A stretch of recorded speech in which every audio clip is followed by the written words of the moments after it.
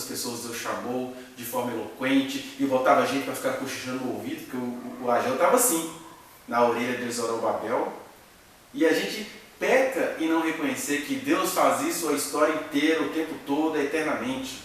A gente idolatra Moisés porque a gente não quer acreditar que em situações específicas existe Moisés guardadas as devidas proporções. A gente adora João Batista, o rebelde, porque a gente não acredita que em todo o tempo Deus está contando com os birutas que comem gafanhoto, mel silvestre e se veste com pele de camelo.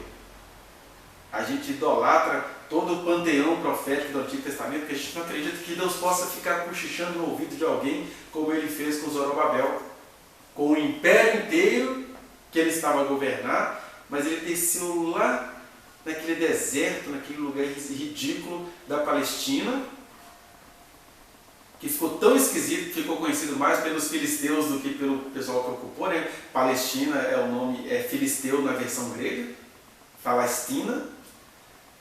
Aí a terra dos filisteus, ele vai lá na terra dos filisteus, descendentes dos cananeus, inimigos históricos de Israel, e vai conversar com Zorobabel, um restico de uma família real que nem existia mais, e fala: olha, vai lá, faça as coisas valerem, não se deixe levar pela aparência.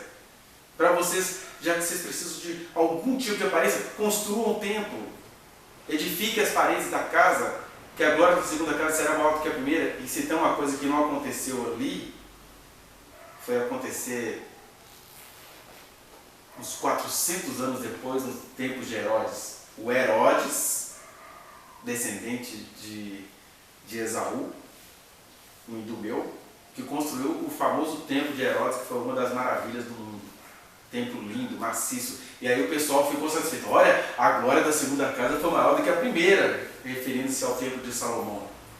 E não era nada disso. Deus estava falando o seguinte: construa o templo, mas eu estou de olho na segunda casa. O que é a segunda casa?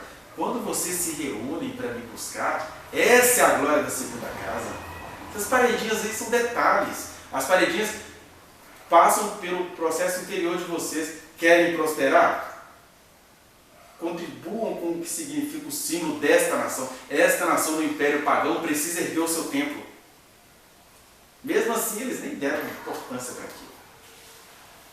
Aí eles foram ficar felizes com as construções feitas por Herodes, que matou a própria mãe, que matou um monte de gente da casa dele. O Herodes era um biruta, um arquiteto, inteligentíssimo, mas aquele cara assim, não presta, mas é eficiente. Era o Herodes. Aí ele construiu o segundo templo, que virou um... É engraçado que em Ageu tem uma palavra que é tão grave para mostrar para a gente que não é disso que Jesus está falando.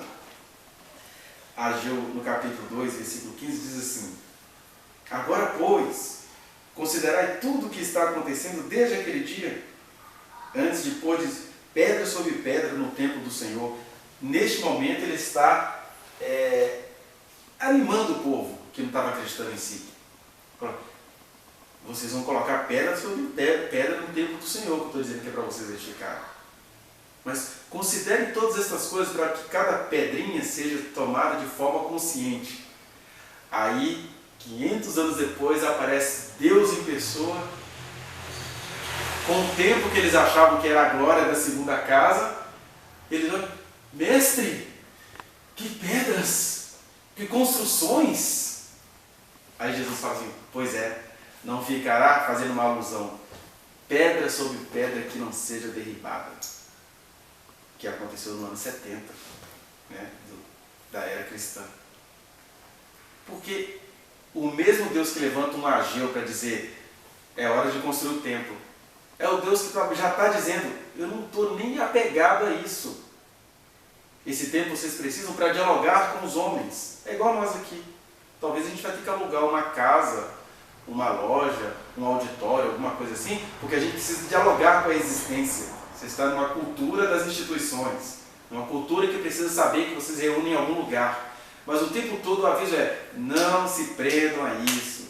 Não se prendam, não se tornem Michel Temer um ser institucionalizado.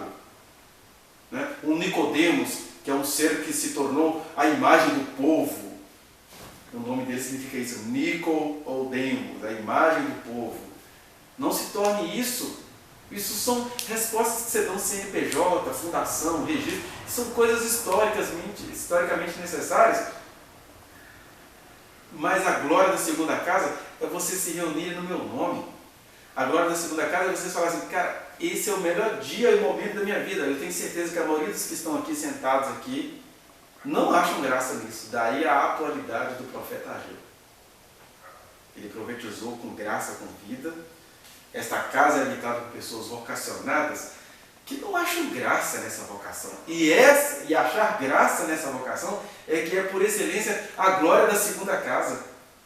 Vá no link que está aqui na descrição e acesse a reflexão na íntegra. Não se esqueça de dar o like nesse trechinho de vídeo, compartilhá-lo e se inscrever neste canal, apertar o sininho para você receber as notificações. Muito obrigado.